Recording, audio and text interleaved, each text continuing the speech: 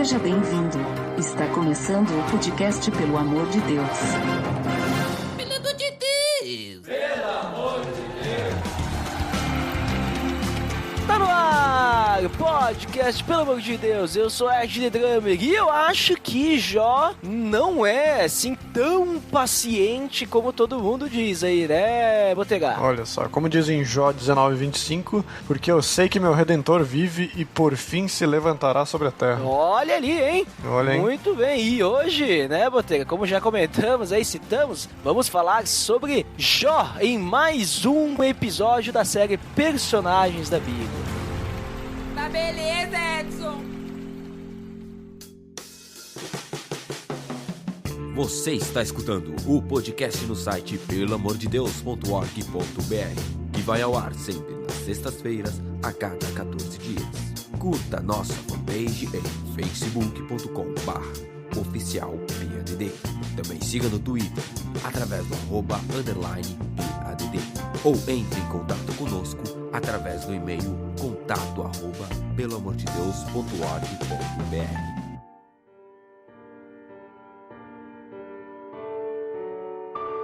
Então, Botega, como eu comentei, hoje mais um episódio da série Personagens da Bíblia. Vamos falar sobre Jó, né? Sobre sua queda, seus debates filosóficos e depois a sua subida, né? Tipo, porque ele estava lá no chão, pisaram nele, mas depois ele estava por cima. Parece até música de funk isso daí, né? Música de funk, o que tu anda ouvindo por aí? Tipo, show das poderosas, não sei o que, beijinho do ombro, esses negócios aí, sabe? Que tava na moda aí uns tempos atrás. Parece até a música daquele que, né? Você... Tá entregando a idade aí. Olha ali, né? Mas, Botega, vamos falar sério agora. Como sempre, nessa série, nós começamos com o significado do nome. Então, o que significa o nome de Jó em grego, hebraico, aramaico, inglês, português, espanhol, latim, né? Línguas anglo-saxônicas e sei lá mais o que. Na verdade, o nome de Jó pode ter origem em duas línguas diferentes, né? Se for pegar alguma palavra parecida no hebraico, pode ser alguma palavra que signifique perseguição ou perseguido, tem a ver. Ou, se for pegar alguma palavra parecida no idioma árabe, ele pode ser algo como arrepender-se ou arrependido, que também faz sentido. Então, ele faz sentido em ambas as línguas, então é difícil de realmente saber qual que é a derivação do nome de Jó. Exatamente, essas palavras aí, né? Até perseguido eu vi e tem até uma raiz, né, dessa palavra, que além de perseguido pode ser chamado de odiado e tal, mas na questão, me parece muito que tem relação com a história dele, né, que a gente vai conversar agora, visto que muitas vezes os nomes têm a ver com a sua história, né, que a gente tem visto aí nessa série de personagens da Bíblia. E, Botega, aonde se encaixa a história de Jó na história? Em que contexto cultural nós vemos Jó aí vivendo e tudo mais? Primeiro vale notar de que muitas vezes a gente pensa como Jó uma pessoa que não existiu, né? Porque muito se faziam antigamente de criar histórias fictícias para tentar explicar algo, né? Muitos, por exemplo, pegar as parábolas de Jesus, muitas vezes não eram coisas que realmente existiram, né? Era só alguma coisa para tentar explicar algo. Mas a gente consegue ver que, por exemplo, Paulo cita Jó 2 vezes, né, em Romanos e em 1 Coríntios. Jó também é citado em Ezequiel, capítulo 14, nos versos 14 e 20, e em Tiago, no capítulo 5, verso 11, que mostra que Jó tem condição de ser uma pessoa real que realmente existiu, né? Então, Jó não se tem certeza a época em que ele foi escrito, né, ou a época em que ele viveu, mas pelos vestígios que se pode tirar do texto de Jó, a gente pode tirar de que quem pode ter escrito isso pode ter sido Moisés, por causa que ele também ali morou pela terra de Uz, né, onde que os patriarcas moraram, né, ou talvez até mesmo Salomão pode ter escrito pelo conteúdo ser parecido com o livro de Eclesiastes, né? Então, Jó também, por causa da idade dele, que ele viveu por 140 anos, né, também mostra como, pela proximidade da época, né, por viver mais de 100 anos, a gente consegue mais ou menos tirar de que época ele viveu, né? Tem outros vestígios que falam ali, por exemplo, que fala dos caldeus, que naquela época eles eram nômades ainda, né? Então a gente consegue mais ou menos datar essa idade de quando Jó viveu. Outras coisas também que ajudam isso é, por exemplo, naquela época a riqueza era medida em rebanhos e não em ouro e prata, né? Que mais pra frente depois mudou, né, para ouro e prata. Outras coisas também, a função de Jó de forma sacerdotal na família, que comenta que ele fazia os sacrifícios para os filhos dele. Outra coisa, por exemplo, ele comenta, ele não fala sobre a aliança de Abraão, Isaac e o Êxodo ou as leis de Moisés, né, mas conhecia sobre o Adão e o dilúvio, né? Ou seja, tipo, esses acontecimentos pode ter sido após Babel ou durante Abraão ali, né? Seria mais ou menos a época mais ou menos que Jó pode ter vivido. Época dos patriarcas, né? A época dos patriarcas. Então, por exemplo, Moisés poderia saber, né? Por causa, acho que não foi Moisés, ele não veio ali dessa terra de Uz ali, depois foi pro Egito, né? Se a gente lembra lá no episódio de Moisés, pra gente dar um link no post já do início, assim. Aí, ó, link no post!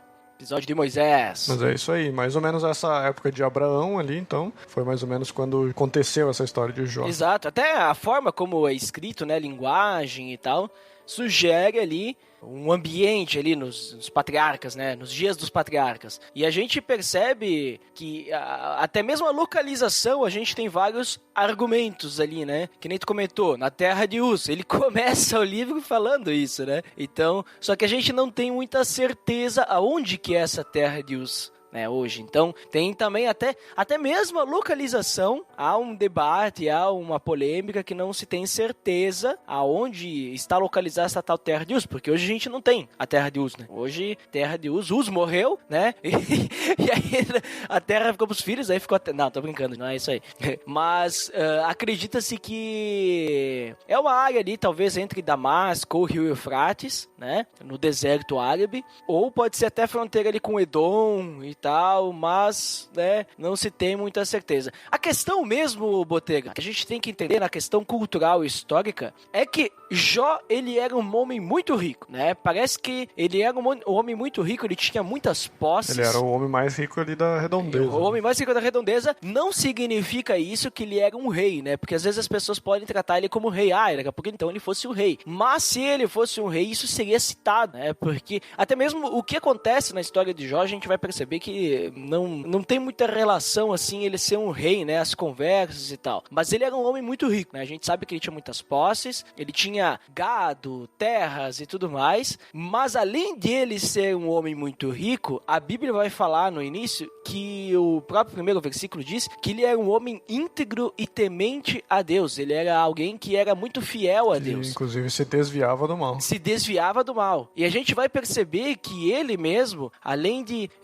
como tu comentou, né, na época dos patriarcas, então a gente vê que não existia a lei, né, ainda, mas existia aquela cultura da adoração através de sacrifícios, ofereciam sacrifícios. Então não existia o sacerdócio, né? Então os sacrifícios em favor da família era algo da época patriarcal. E Jó realmente, ele faz sacrifício por ele e pela família, pra gente ver como que ele realmente era alguém temente a Deus, ele fazia as coisas certinhas, ele era alguém que seguia, né, os ensinamentos culturais e familiares ali na questão de cultuar a Deus. Correto. E isso é interessante pra gente ver, então a gente parte ali pro primeiro debate entre Deus e Satanás, né? Como Deus e Satanás, eles estão discutindo sobre Jó, né? Então, realmente, Jó, ele era um cara, for pegar, assim, digamos, a pessoa mais importante nesse sentido para Deus, né? Que foi ele em que Satanás quis pregar essas peças, né? Então, a gente vai ter agora, né, Botega? Como que acontece a queda de Jó. Então, a gente tem ali Jó como um homem íntegro, um homem temente a Deus, um homem que faz as coisas corretas, não é um homem que está desagradando a Deus, vamos dizer assim, né? É o homem mais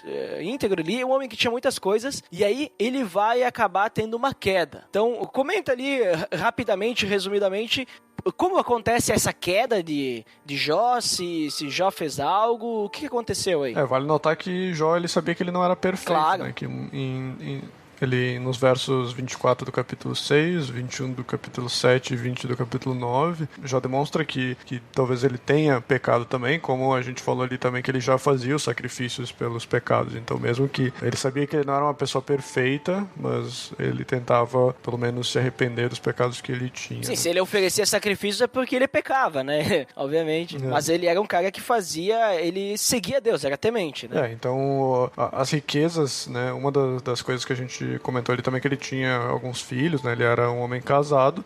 Fala que só tem uma mulher, né? Então, realmente, que muitas vezes naquela época se tinha várias mulheres, né? Mas nesse caso, Jó tinha uma mulher e tinha 7 filhos e 3 filhas, né? Que isso depois vale notar mais pra frente. Que nem tu falou, né? Jó tinha esse papel sacerdotal, inclusive com os filhos. Então a gente muda dessa primeira introdução de Jó ali pra essa reunião que tinha no céu, onde que Satanás estava ali junto com os outros anjos, né? E essa foi uma história que ninguém soube, né?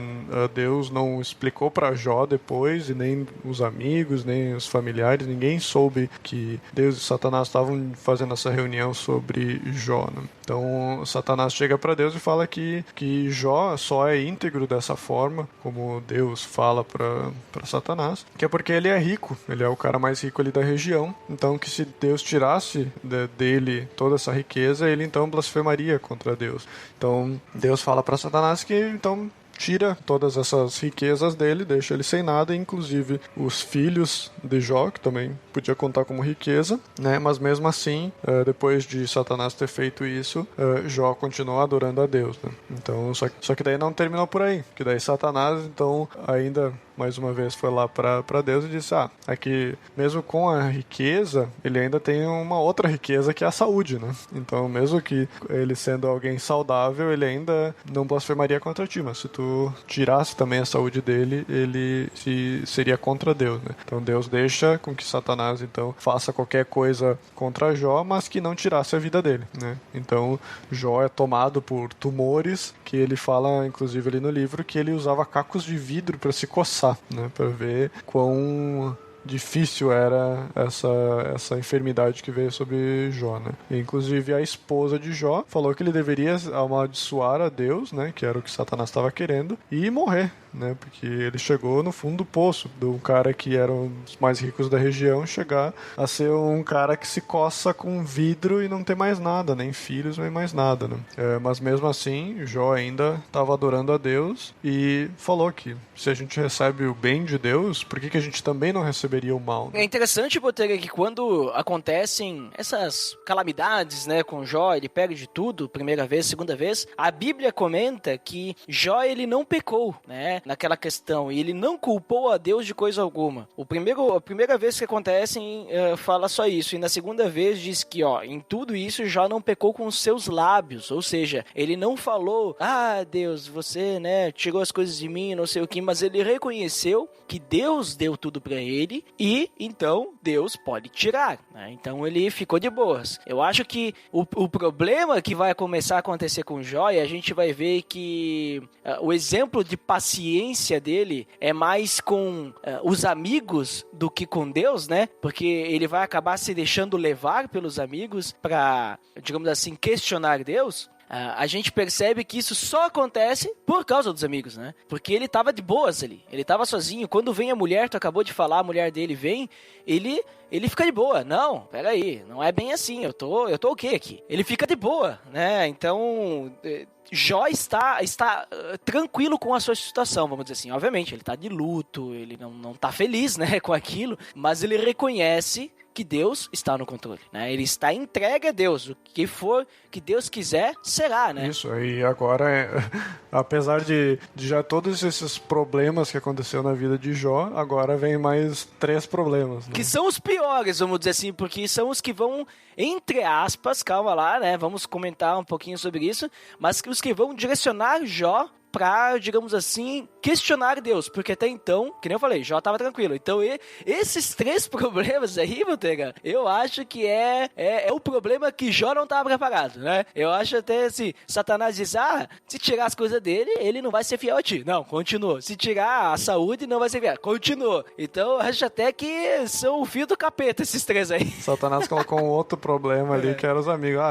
Mesmo sem saúde, ele não vai contra Deus, então eu vou botar mais. Ou seja, o que problemas. aprendemos até agora, né, Botega? Aprendemos que, olha, Deus pode te tirar tudo que você vai continuar fiel. Agora, se vier alguém falar alguma coisa, a gente se deixa levar, né? Olha ali nosso coração pecador, né? Nós preferimos escutar as pessoas do que escutar a Deus muitas vezes. E pessoas que não são fiéis e tementes a Deus. Olha só, a gente se deixa levar, né? E é isso que a sociedade, governada por Satanás, que a gente diz assim, né? O mundo jaz do maligno, né? Mas a sociedade manipuladora, né? Que quer nos levar para o pecado, faz, né? Ela quer, digamos assim, dizer, não, você é pecador, você está errado, então venha por aqui, né? Fica questionando a Deus, né? Olha só como vivem as pessoas ali fora que não são cristãs, como elas estão melhores que você, e você aí sofrendo, você aí não conseguindo dar a volta na sua vida financeira, é porque você está em pecado, e tudo isso mais, né? Então vejam só como que a gente vê até nos nossos dias de hoje, isso que a gente nem começou a entrar aí mais a fundo na história de Jó, né? Mas a gente já percebe que nos dias de hoje a gente vive o que Jó viveu naquela época. Claro, de uma forma um pouquinho diferente, né? Mas só pra dar o exemplo aí, né? Mas continue, Botega, o que acontece com os amigos aí? Os amigos fazem essa pressão psicológica em Jó, né? Que apesar dele já estar bem debilitado, né? Imagina, tu perder a família, tu perde todos os teus bens, aí tu tá cometido ali com uma grande enfermidade, aí vem os teus amigos e ainda te colocam toda essa pressão em cima de ti, né? Ele tava sozinho ali, sem mais nada, e ainda os amigos colocam essa pressão. Mas no começo, se tu olhar pelo lado dos amigos, parece aquela linguagem meio populista, assim, né? Que parece sempre bonita, que parece que tá certo, mas se tu vai realmente ver a raiz disso, ela não tá certa. E a gente vai vendo ponto por ponto ali o que os amigos falaram ali. Então vamos capítulo a capítulo agora do capítulo... Acho que a gente tá no que agora? O capítulo 3 até o A gente tá 42. No fim do capítulo 2 ali. Que daí chegam os 3 amigos, né? O Bildade, né? O Elifaz e o Zofar. Elifaz, o Zofar. Eu achei que tu ia fazer uma piada com o Elifaz. Eu nem pensei nada. Pô, ô Botega, temos que gravar mais, Botega. Tô já perdendo o pique aí. Como assim? Tô perdendo o pique das piadas. Ali, né? Nossa. Mas, ele não faz nada, né? Mas o que ele fala... O que ele fala é complicado. Então, chegam os 3 amigos, eles ficam 7 dias em silêncio ao redor de Jó. É interessante que ele diz assim, se sentaram no chão com ele, tipo, Jó tava o quê? Em jejum aí, não comia? Ou ficava só com o caco de vidro lá, raspando as feridas, coçando. Né? Se coçando, e é só isso que ele fazia, tipo um cão sarnento aí, e as pessoas jogavam comida pra ele, tipo, não comia o cara? Tipo, 7 dias sem comer, peraí, como assim? Ficou sentado lá, e a dor de ficar sentado, né? Mas, claro... eu acho que a vida dele tava mais ou menos acontecendo normal ali, ele deveria ter uma vida de... Isso. Que não fala nada de jejum ou nada assim, mas que eles estavam em luto, talvez por isso que estava acontecendo com o Jó, né? Então eles ficaram essa semana em silêncio com ele aí pra, digamos, passar esse luto de Jó. Tanto que depois disso, quem começa falando é Jó, né? Não é os amigos que chegam ali e começam a dar os pitacos já, né? Mas... Porque ele tava ali, Jó... Tipo, quando chegam os amigos ali, eles rasgam as vestes, lançam pó sobre a cabeça, né? E ficam ali uma semana. Então é uma cena de luto mesmo pelo que estava acontecendo com o Jó. Mas aí depois dessa semana de luto, então o Jó começa falando e ele amaldiçoa o dia do nascimento dele, né? Ali começam então os trechos mais poéticos, né? Que começa ali entre os ciclos, entre o que Jó fala, os amigos falam, o Jó responde, né? Então, que Jó fala que era melhor morrer logo no nascimento, né? Do que ter que sofrer tudo isso que ele está sofrendo, né? Que era melhor nem ter tido toda essa riqueza, se era para depois ver isso, ele perdendo tudo isso, ou era melhor nem ter tido todos esses filhos, se depois era para ver eles morrerem, né? E aí então a gente começa a ouvir o primeiro amigo, né? Que é o Elifaz, que na verdade não fez nada, só falou, né? Então ele falou, ele falou. Ele faz. Ele vai ter ali um discurso longo, né? Ele vai se estender ali do capítulo 4 e 5, e vários dos amigos de Jó, eles vão ter alguns discursos assim, né? Na realidade, normalmente a gente vai ter um capítulo para cada um, e esse é o primeiro discurso que pega 2 capítulos aí do livro de Jó, né? E o Elifaz, né? Ele vai começar a atacar o porquê que Jó tá sofrendo, né? Com certeza, a visão, o raciocínio dele faz é que Jó pecou, né? Ele pecou e por isso que ele tá errado, porque até então o Jó, ele não estava admitindo que pecava. Quando ele fala com a mulher dele, a mulher dele diz assim, olha, abandona esse teu Deus, tipo, morre, né? Tipo, isso é culpa de Deus, né? E aí ele diz, não, se Deus me dá o bem, ele me dá o mal, que nem eu comentei antes. Então, assim, Jó ainda não entendia o que estava acontecendo. Tanto é que ele vai lá e, né, ele diz, pô, mas eu te sigo e tudo mais, e eu preferia nem ter nascido, então, né? E aí, então, ele faz, ouvindo isso, o raciocínio dele, não, tu pecou, então... mais ou menos isso que ele vai atacar. Isso, né? E então o primeiro amigo fala que tenta encorajar a Jó, dizendo que o inocente vai prosperar no fim das contas e que o ímpio vai sofrer. Mas isso também, eles, que nem eu falei antes, é meio aqueles discursos meio populistas que numa certa ótica parece certo, né? Parece, não, é bonitinho, ele tá falando a verdade, mas quando tu for ver, assim, não é bem isso, né? Eles tinham essa visão de que o inocente sempre vai prosperar, né, e que o inocente nunca vai sofrer nada, que Deus vai estar a favor deles, e que o ímpio, na verdade, vai sempre sofrer, né? A pessoa que faz o mal que sempre vai sofrer. Exatamente, isso aí a gente vê no capítulo 4, versículo 8, que ele fala exatamente o que tu tá falando aí, né, Botega? Que ele diz assim que ele observa isso. Não é algo que, digamos assim, existe um ensinamento e tal. Ele diz, não, olha, eu vejo que quem cultiva o mal semeia a maldade. E isso também vai colher. E percebe, Botega, que isso tá na boca das pessoas até hoje. Sim. Porque as pessoas falam exatamente isso, falam dentro das igrejas. Diz, não, se tu quiser colher coisas boas, tu tem que plantar coisas boas. Isso tá nos discursos de igrejas, incentivando a gente que a gente tem que fazer o bem. Se tu tá doente é porque é um pecado no seu corpo, alguma coisa assim, né? Exatamente. Mas mesmo assim, né, isso surge como uma crítica pra Jó, né, de que se ele tá sofrendo, ele realmente fez algo ruim, né, pra estar sofrendo tanto, né? Mas a gente pode ver que isso não é correto, tanto que Paulo fala em 2 Coríntios, capítulo 12, versos 7 a 10, que o poder de Deus se aperfeiçoa na minha fraqueza, né? Quando Paulo tava com espinho na carne. Então, por um lado, quando a gente fala, se tu vai plantar o que tu vai colher, né? Tu planta o que colhe, tu colhe o que planta, depende da ordem que tu quer falar, né? Também, por uma ótica, parece certo, parece, sempre as pessoas más vão ter que sofrer, as pessoas boas vão ter que se dar bem, mas não é sempre assim. O problema, ele é sempre um pouco mais complexo, né? Então, mas ele continua o conselho, né, dizendo que Jó deveria se arrepender, que também Deus restauraria ele por causa desse arrependimento, né? Ele fala assim que não desprezes, pois, a disciplina do Todo-Poderoso, né? Isso no capítulo 5, verso 17, né? Então, para ele não desprezar a disciplina, que era para ele se arrepender mesmo do que ele estava fazendo, porque Deus provavelmente estava mostrando para ele algum pecado, né? Aí, essa é a primeira fala do amigo, né? Então, agora a gente vai para a resposta de Jó. Jó responde então que apesar do amigo querer culpar algum pecado que Jó tenha, Jó não tinha cometido nenhum, e ele pede que os amigos então apontem para ele o que ele estava fazendo errado, e Jó ora para que Deus dê os motivos pelo sofrimento, né? E usa o argumento de Elifaz ali, que Jó pede no capítulo 7, verso 21, que Deus... Por que Deus não está perdoando as transgressões dele, então, se ele pecou realmente? Então, esse mais ou menos é o discurso de Jó ali na resposta a Elifaz. Exatamente. Ele vai, digamos assim, rebater, dizendo que, não, eu não tenho pecado. Minha causa aqui, ela é justa. Eu sou uma pessoa justa. Eu não fiz nada para merecer tudo isso, né? Sempre fiz as coisinhas certinhas e tudo mais. Então, assim, ele até fala, né, pro Elifaz, né, que não fez nada. Nossa, a gente vai até o final com isso. Ele diz assim, reconsiderem isso que vocês vocês estão falando porque vocês estão sendo injustos, né? Analisem a minha integridade que está em jogo, né? E aí ele vai falar mesmo para Deus, no final da sua resposta, que daí vem Bildade, né? Bildade, então, ele vai agora responder a Jó, também agora botando o seu ponto de vista, que é um ponto de vista um pouquinho diferente do Elifaz, né? Então Bildade, que deveria ser maldade, né?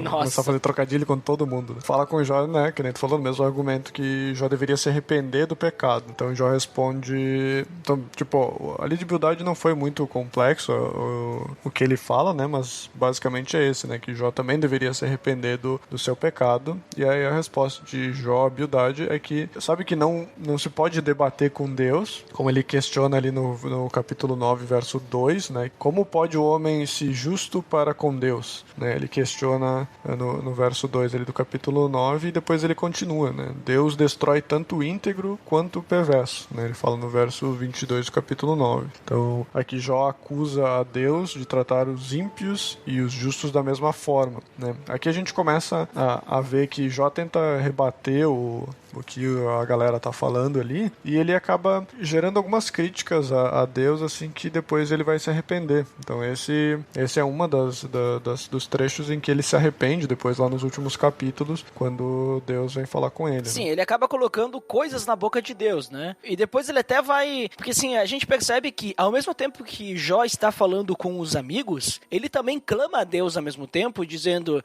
mas se eu tivesse feito isso, então Deus, né, faz tal coisa, mas ele não admite até esse momento, em momento algum pecado, né? Ele não admite. Ele continua questionando a Deus sobre o motivo desse sofrimento, né? Pedindo a Deus que, se ele não vê que Jó não tem culpa por esse sofrimento dessa forma, né? Que Jó ainda ele não consegue acreditar de que ele realmente tem algum pecado que os amigos tentam demonstrar ali, né? E que então que Deus mostre para Jó o pecado que ele cometeu, para que ele possa se arrepender, que ele possa, né? Mas é que ele não consegue ver que ele tenha pecado. Os amigos não apontam nenhum pecado para ele, mas no dito popular ali, quem tá sofrendo dessa forma é porque realmente pecou contra Deus e a mão de Deus, a ira de Deus tá sobre essa pessoa, né? Isso a gente termina no capítulo 10 ali, né? O primeiro, digamos, quarto do livro, e aí a gente vai para Zofar. Exatamente, então, no princípio, a gente já começa a perceber ali, né, Botega, que Jó, ele já vai começando a ter um pouquinho de dúvida em sua cabeça, porque ele já começa a aceitar, peraí, mas então se eu tenho algum pecado, então me mostra, né? Deus me mostra meu pecado, porque se é isso que está acontecendo comigo, se é por causa disso, eu não conheço o pecado. Eu, digamos assim, não tenho percebido nada. Então me mostra o pecado que ele do 10. E aí Zofar agora, ele vai entrar, acusar agora Jó, digamos assim, de uma forma muito maior, né? Porque enquanto Elifaz estava dizendo que Jó estava sofrendo por causa do pecado, Bildade diz, olha, tu tá sofrendo tem que se arrepender. Porque tu tem que se arrepender. Tu não admite teu pecado, né? Tanto é porque eles estavam na conversa ali, né? E aí Zofar vem e ele escala mais ainda o problema. Exatamente. Ele diz assim, tu deveria estar sofrendo mais. Tu não tá sofrendo o suficiente. porque, digamos assim, o teu pecado merece um sofrimento maior. Ou seja, a gente percebe que lá na época de Jó, vamos dizer assim, o livro, existe a polêmica, como a gente comentou no início, mas o livro mais antigo da Bíblia, né, escrito, né, por primeiro, vamos dizer assim, já temos ali um exemplo do que acontece hoje nas redes sociais. Discussões infindáveis, discussões que não levam a nada, porque ninguém admite que tá errado, né, ninguém quer aceitar a opinião do outro. Um vai lá... Todo mundo acha que o ponto de vista tá certo. Só tem textão, né? Porque os caras vêm aí e me escrevem um capítulo ali inteiro, 2 capítulos nas respostas e tudo mais, só tem textão e é só treta, né? Só polêmica, ninguém chega a lugar nenhum e fica naquela, e um começa a acusar o outro, bota a mãe no meio, e aí a gente fica nessa, né? É daí que eles não começam assim, não sou de escrever textão, mas resolvi falar, né? Que sempre começam os textão assim, né? Mas aí a gente vai ali pra Zofar, né? Que nem tu falou, que ele comenta pra Jó que ele se afaste da iniquidade e da injustiça, que seria o motivo do sofrimento de Jó, né? Os 3 chegam ali e fazem essa pressão psicológica de uma inverdade, dizendo que Jó era um cara pecador, que ele fez alguma coisa que não se arrependeu, mas ali Zofar ainda dá pra Jó 4 passos pra ele conseguir, digamos, fazer isso, né? Então, também pode ser usado hoje em dia. Então, primeiro ele fala, consagre seu coração a Deus, né? Primeiro passo, estenda as mãos clamando perdão. lance para longe a iniquidade e não permita que o pecado habite na sua tenda, né? Então são coisas que a gente pode também estar tentando fazer diariamente, né? Vamos lá, consagrar o coração a Deus, né? Limpar o coração e deixar que Deus habite no teu coração, estender as mãos clamando perdão, então tu tem que admitir o teu pecado e clamar pelo perdão a Deus, né? Então o clamar estende realmente uma humildade, né? Uma humilhação de tu tá se rebaixando, né, a Deus. Aí tu lança longe a iniquidade, ou se afastar de qualquer iniquidade que tu esteja metido, e depois não permitir que o pecado habite na sua tenda. Então não permitir que isso volte pra tua casa, né? Tentar sempre vigiar e orar, né? Como diz o verso. Exatamente. Isso é o capítulo 11. Capítulo 11, você vai ler essa conversa aí do Zofar. Esses versículos que o Botega citou aí são 13 ou 14, que fala os 4 passos aí, ó, pra você ter uma vida, né, em que se entrega a Deus. Olha ali, ó, com contribuição do Zofar. Zofar, pelo menos dá pra tirar umas coisas boas, né? Não tá tão errado assim. Eles têm uma cultura, assim, digamos, não está vendo o lado certo, mas pelo menos algumas coisas boas a gente consegue tirar dali. E aí no capítulo 12, 13, então, e o 14 também, né? Veja só que é só textão, né? É o 12, 13 e 14. O Jó vai se defender mais uma vez, né? E ele vai até entregar ali nas mãos, né, a vida dele a Deus, porque ele diz assim, ó, em sua mão, né, está a vida de cada criatura e o fôlego de toda a humanidade. Então o Jó reconhece que Deus, ele tem o controle de tudo. Só que no capítulo 13 ele vai dizer que ele vai ser achado justo perante Deus. Ele não é pecador, ele não consegue perceber se existe algum pecado, né? Então ele vai acabar trabalhando dessa forma que ele gostaria de estar perante Deus para se defender, né, como se fosse assim um tribunal, porque ele sabe que ele vai, digamos assim, ser liberto dessas mentiras que estão difamando o nome dele. E ali no capítulo 12, o Jó começa usando uma ironia, né? Ele pede, mas a sabedoria não teria que estar nos anciãos, né? Mas parece anciãos que deveriam ser esses amigos dele, né? Mas na verdade não, Deus quem tem sabedoria e a força, né? Deus faz e desfaz como ele bem quiser, mesmo que seja contrário ao que o homem espera. O Jó tenta com uma resposta realmente correta ali para as investidas dos amigos, né? Dizendo assim, que vocês mesmos, por serem anciãos, vocês não são os donos da verdade. Que Deus realmente é quem tem a sabedoria dessas coisas e ele faz do jeito que ele quer. Não precisa o homem achar que tá certo ou não. E é uma coisa que até hoje acontece, né? Que a gente falou antes ali da gente ainda ver essas coisas acontecendo. Aqui é mais um exemplo, né? A gente coloca Deus numa caixinha achando que a gente sabe melhor do que Deus sobre as coisas, né? Mas na verdade não. Deus é quem tem a sabedoria e a gente às vezes está num ponto de vista que a gente não consegue entender por completo. Assim como o Jó não conseguia entender por completo por que estava acontecendo aquilo, né? Então ali o Jó não quer mais discutir com os amigos e pede que Deus responda, né?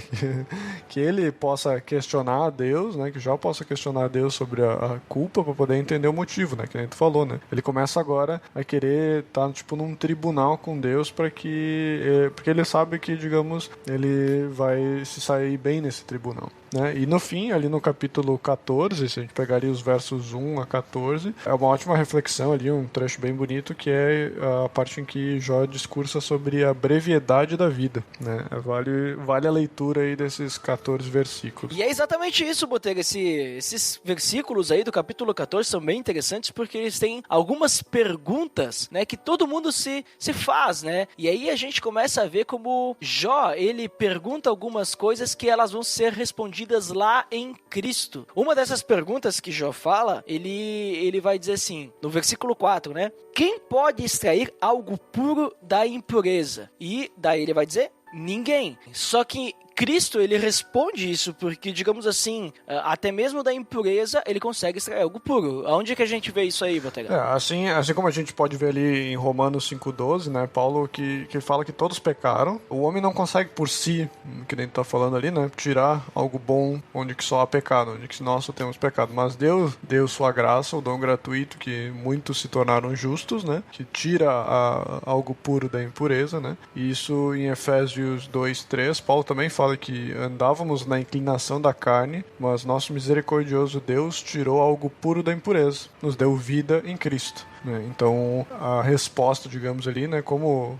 quem que pode tirar algo puro da impureza, a gente pode ver que depois, realmente, Cristo, por causa da morte dele, fez com que pudesse tirar algo puro da impureza, né? Ele foi quem morreu para tirar essa impureza de nós. Né? E outro texto ali que a gente tem ali, ele vai dizer assim, eu vou ler na Almeida, porque na NVI ele não é uma pergunta, mas diz assim, ó, porém, morto o homem é consumido. Sim, rendendo o homem o espírito, então onde está ele? Né? O versículo 10 do capítulo 14, ele vai dizer isso. E daí a gente vê que Cristo, a gente percebe, né, que apesar de o homem ele ser consumido quando morto, Cristo ele ressuscitou, né? Então, digamos assim, através do Espírito Santo, através da nossa morte espiritual, nós ressuscitamos com Cristo. Nós não ficamos, digamos assim, sem o que tem, o que tiver, né? Isso é uma pergunta que até mesmo mais adiante em Jó mesmo, capítulo 19, ele vai responder isso. É algo retórico, por isso que na NVI ela não é uma pergunta, né? Tipo, é uma afirmação, né? E na Almeida a gente tem como pergunta. E a outra é o versículo 14, quando um homem morre, acaso tornará a viver? Essa é bem parecida com a anterior ali, a gente vai ter uma pergunta de Jó, se existe vida após a morte, que a gente vai perceber isso lá em João, né? Jó tinha essa esperança de que se ele morresse, ele voltaria à vida, né? Assim, morto, Deus não veria mais o pecado, né, que no caso ele teria sofrendo, e estaria esperando que o Senhor chamasse de volta. Por isso, digamos, Jó não tenta salvar a sua vida porque sabia que isso era temporário, né? Ele sabia como eu falei antes, né, da brevidade da vida. Ele sabia que se ele morresse, né, como ele falou, né, ele queria ter morrido já no nascimento, se ele sabia que ia sofrer tanto assim, porque ele sabe que depois o Senhor o chamaria de volta à vida, né? Ele sabe que existe uma vida em Deus mais pra frente, né? E Botega, só uma citação a mais que agora eu achei as minhas anotações aqui sobre referências de Jó que estão lá em Jesus, né? As respostas em Jesus. Outros pontos, além desse capítulo 14, né? Que são perguntas, essas do capítulo 14 são perguntas que todo homem normalmente se faz, né? Existe vida após a morte? A gente, digamos assim... Todo homem ou todo ser humano? Todo ser humano, né? Todo homem. Será que é uma pergunta de homens e não de mulheres? Como você é machista, Botega? Não, tem que cuidar, porque todo mundo vai falar, porque tá falando que é os homens, as mulheres não fazem essas perguntas, então. Não, todo ser humano, então, né? Porque essas questões, aliás, existe vida após a morte? Será que, bom, nós somos todos pecadores, então pode sair algo bom da gente, né? Pode sair algo puro da impureza? E se nós somos consumidos pela morte, então e o nosso espírito, o que acontece? O nosso espírito é consumido junto? Onde que tá o nosso espírito? Que é coisas assim espirituais. Mas outras coisas que Jó pergunta, e até de versículos, de capítulos que a gente já passou, né? Nós precisamos que alguém nos ajude a nos aproximarmos de Deus, né? Ele pergunta isso lá no capítulo 9. E aí a gente vai ter a resposta em Jesus. Sim, nós precisamos. Jesus, ele é o nosso, digamos assim, o nosso intermediário. Nós precisamos de Jesus para nos aproximarmos de Deus. Outra pergunta, há alguém no céu trabalhando a nosso favor? Sim, Jesus, ele está trabalhando. Ele é o nosso sumo sacerdote. Há alguém que pode nos salvar do juízo de Deus? A ira de Deus? Sim, Jesus, ele também, como nosso sumo sacerdote, alguém que se entregou por nós, ele vai nos salvar. O que é importante na vida? O que é importante na vida é o que a gente vê lá, tipo, João 3,16, que Deus, ele enviou seu Filho para morrer por nós, para que a gente pudesse ter a vida eterna, para que a gente pudesse, então, viver para Deus. E onde que a gente encontra Deus? A gente encontra em Jesus, porque Jesus é o caminho, é a verdade e é a vida. Então, muitas perguntas que acontecem ali no livro de Jó, faladas por Jó, nós vamos ter a resposta em Jesus. Por isso que esse comentário que eu tô fazendo agora, Botega, é um comentário, uma curiosidade, né? Pra gente perceber que... Porque não tem nada a ver com Jó, né? Isso não é da vida de Jó, é da vida de Jesus, né? Mas pra gente perceber como toda a Bíblia, ela aponta, querendo ou não, pra Jesus. A gente pode pensar, não, porque Jó, daqui a pouco tem a polêmica, né? Jó não foi real. Ou Jó é um livro poético apenas, não faz diferença. É só pra gente ficar filosofando sobre a vida. Não, Jó tá ali porque é importante. Jó, ele está ali porque ele está apontando para Cristo, mesmo que de uma forma singela, né? De uma forma ali nas entrelinhas, ele está apontando para Cristo quando ele faz essas perguntas aí que às vezes a gente pode acabar se fazendo, né, Botega? Isso é verdade.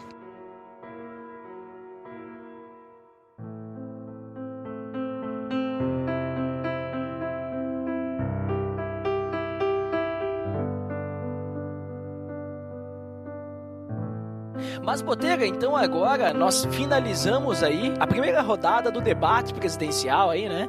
De já... As réplicas...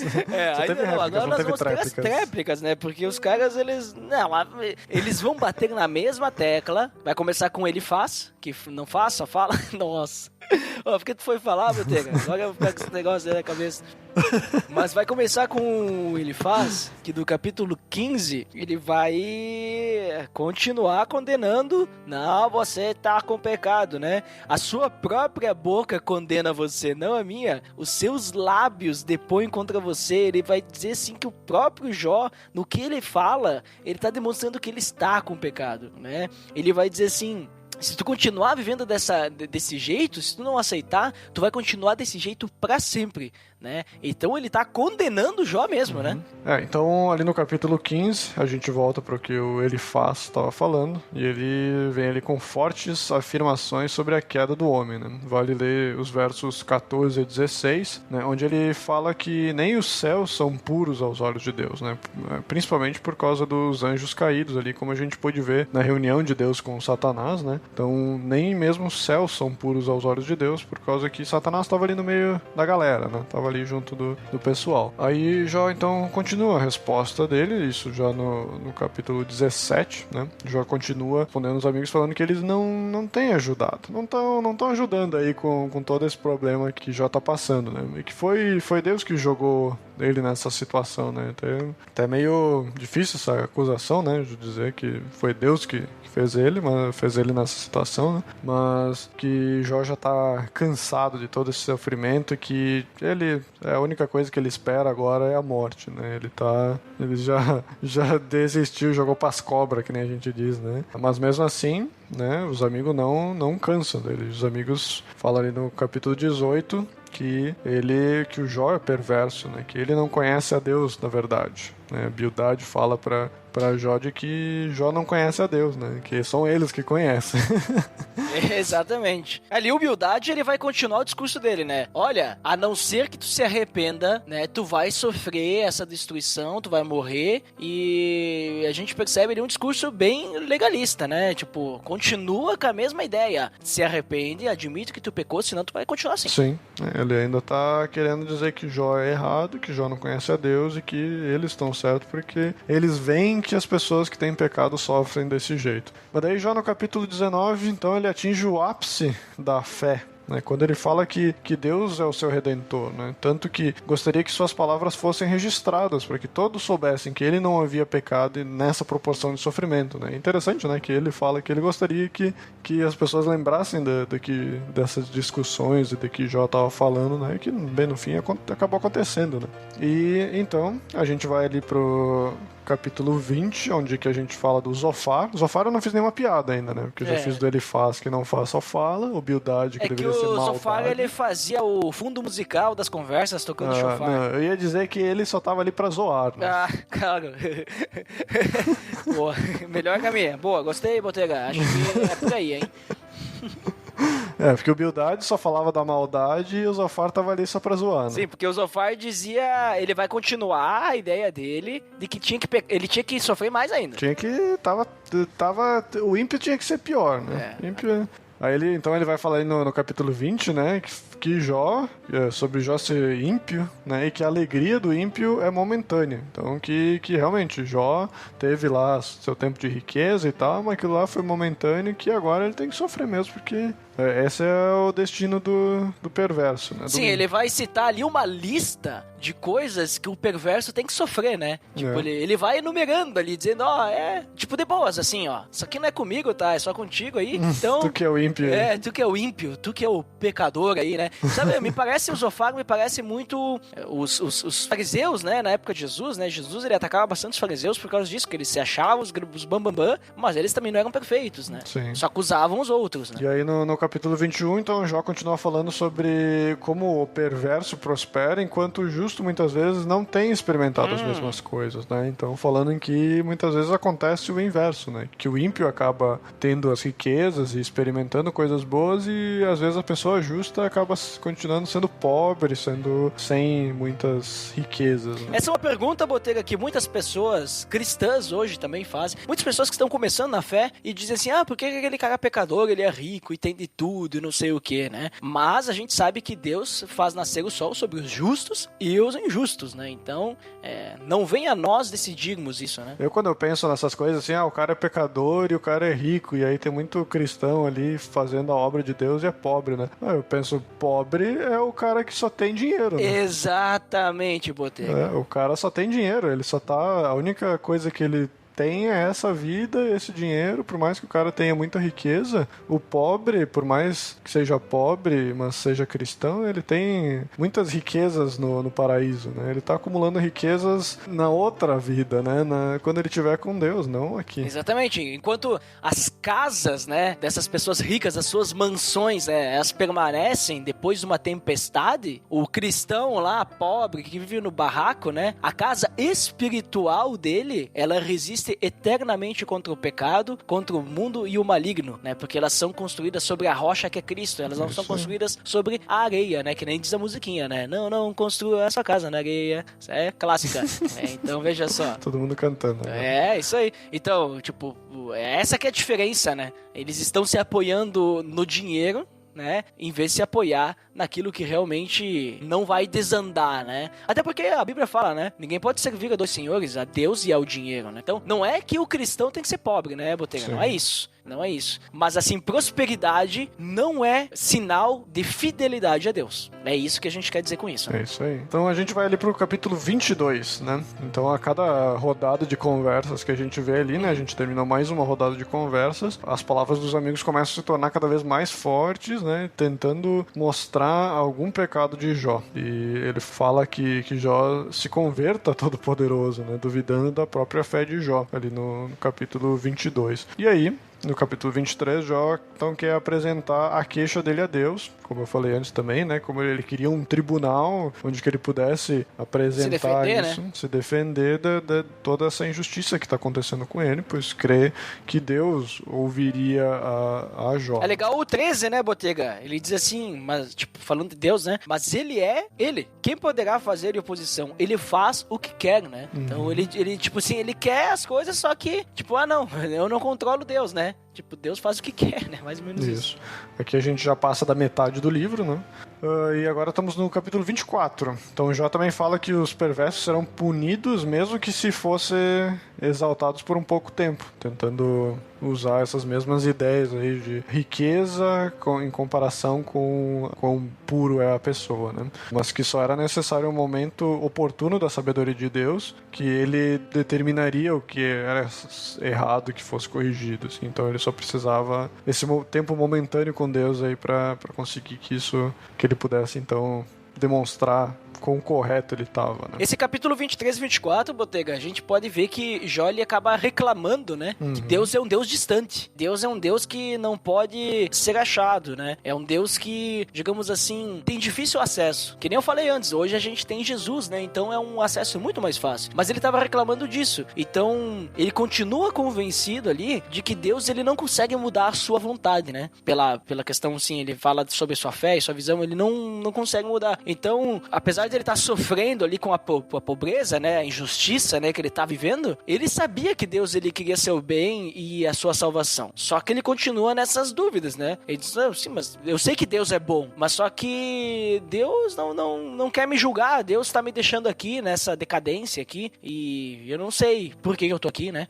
Ele fica nessa. Então, quando no capítulo 25, Bildade começa a falar de novo ali e fala algo bem importante, que o homem não é puro ou justo perante Deus, né? Pelo menos ele fala alguma coisa interessante ali no capítulo 25. É bem breve, né, o que ele fala, né? É o último discurso que ele vai falar, e é o último discurso dos amigos de Jó, inclusive desses três, né? Esse Bildade, ele fala algo pequeno, e a gente percebe que, por ser pequeno, parece que eles esgotaram os argumentos. Assim, não tem mais o que falar. O Jó é teimoso, não vai adiantar, né? É isso aí. Aí a gente volta pro Jó, né, no capítulo 26, Jó continua criticando os amigos pela falta de empatia que eles estão tendo com Jó, né? E também declara que sobre a soberania de Deus, né? Ele começa... Ali a gente começa a ver mais frequentemente Jó sempre respondendo as respostas dos amigos com a soberania, né? Sempre dizendo, ó, Deus sabe o que ele está fazendo, eu sei que eu não tenho pecado, mas eu não tenho como criticar Deus. É legal que ele fala no versículo 14, Botega, que ele tá falando sobre a questão que Deus, ele criou tudo, né? Ele vai falar ali, né, nesse capítulo, né? Ele criou os céus, a terra, ele controla as coisas, mas só que toda a criação, ela é apenas, ele diz ali, é apenas a borda de suas obras. É como tipo se ele tivesse um manto e a franja do manto, né? Só a bordinha do manto fosse a criação. Ou seja, digamos assim, Deus, ele é muito maior, né? Por isso, ele diz assim, finaliza, quem poderá compreender o trovão do seu poder, né? Então ele reconhece que Deus, ele é soberano, né? Deus, ele é grandioso e é muito maior do que qualquer sabedoria humana, né? Sim, é isso aí. Então, no capítulo 27, já também fala que mesmo que Deus tire tudo dele, ele ainda assim vai confiar no Senhor. Coisa que o ímpio nunca vai poder fazer, né? Como a gente comentou antes ali, que o ímpio muitas vezes só tem o dinheiro dele, só tem a riqueza dele, né? O ímpio, nesse caso, tá sozinho, né? Não tem com quem você poder confiar, né? E que Jó pode confiar em Deus. Isso no capítulo 27. E aí, a gente vai pro capítulo 28, que também é um capítulo muito bonito, que fala que o homem tira da terra grandes riquezas, como ouro e pedras preciosas, mas não consegue tirar a sabedoria. Uhum. A sabedoria é mais preciosa que qualquer metal ou pedra ou alimento. E a sabedoria vem de quem, Botega? A sabedoria só vem de uma pessoa, só vem de Deus. Olha ali, hein?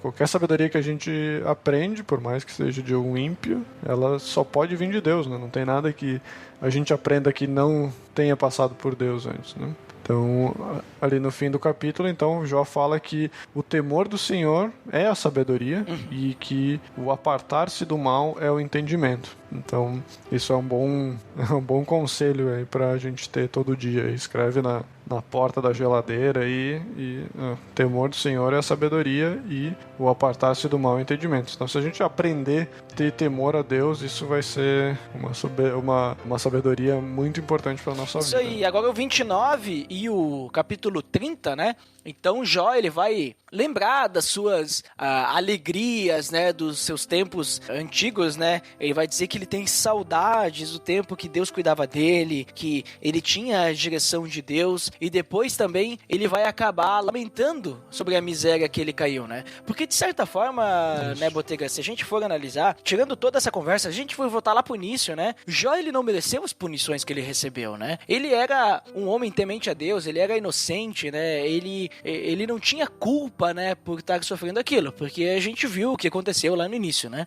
Só que muitas vezes isso tem uma tendência, assim, a confortar a gente, né? Confortar, porque a gente aprende que Deus muitas vezes faz até o inocente passar por algumas situações. Porque o que eu quero dizer com isso, né? A gente vê que Jó, ele era temente e tudo mais, mas ele passou por tudo isso. Então isso, de certa forma, a gente é confortado quando a gente passa por algumas situações difíceis, porque a gente sabe que a gente não é porque a gente tá em pecado e tal. Pode ser também. Não tiro também a possibilidade, porque o pecado nos afasta de Deus, e quando estamos afastados de Deus, nós não buscamos fazer a vontade de Deus, e como não buscamos fazer a vontade de Deus, nós acabamos pecando, e quando a gente peca, a gente sofre as consequências do pecado. Então sim, às vezes pode ser que a gente esteja passando por uma situação por causa do pecado, mas não é o pecado que fez a gente, não digamos assim, não é por estarmos em pecado que estamos passando por aquilo, mas é a consequência do pecado, porque, tipo, a gente não vai, Deus não vai passar a mão na nossa cabeça, você foi lá e roubou um banco e agora você está preparado que você vai ser preso. Não, você vai ser preso, né? É a coisa certa a ser feita. Mas não é porque você é um ladrão de banco que Deus agora vai, você vai ter um câncer terminal. Não, você vai sofrer consequências sobre isso. Não é assim, se tu tem um câncer terminal é porque tu tem um câncer terminal, não é porque você é um pecador, né? Às vezes as pessoas querem achar justificativa, como os amigos de Jó estavam querendo achar, e Jó também não entendia e estava querendo achar, né? Mas o que eu quero dizer, que eu resumindo, né? Quero dizer assim que Deus, ele faz até mesmo o inocente, né, sofrer. E Jó, então, ele acaba lamentando, né, sobre isso. Que como era bom aquele tempo, né? E eu fico triste, porque agora temos outras pessoas aí ficam zombando de mim, ficam fazendo essas perguntas, dizendo que eu sou pecador, né? Em vez de eu ter pessoas aqui que vão estar junto comigo, estão aqui me atacando, me acusando, e então eu clamo a ti, né, que Deus, né, que olhe pra mim, né? Ele clama a Deus, olhe pra mim, né?